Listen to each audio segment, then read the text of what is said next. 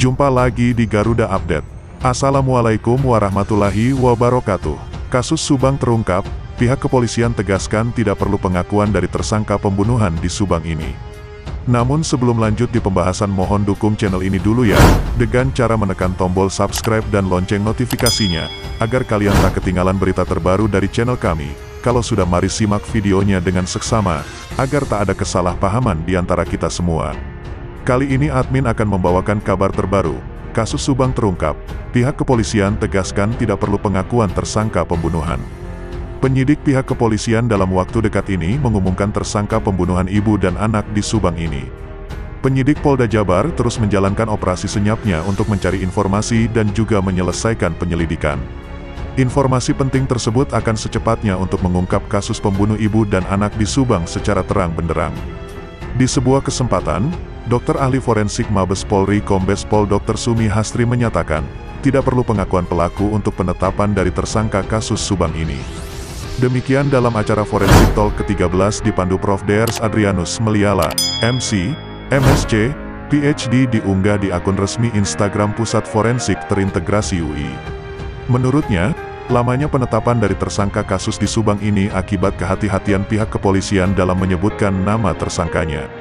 Hal lain adanya keterbatasan kemampuan forensik yang tidak sinkron dengan hasil Puslap 4, katanya. Hingga akhirnya, tambahnya, harus dilakukan otopsi yang kedua untuk menyamakan hasilnya.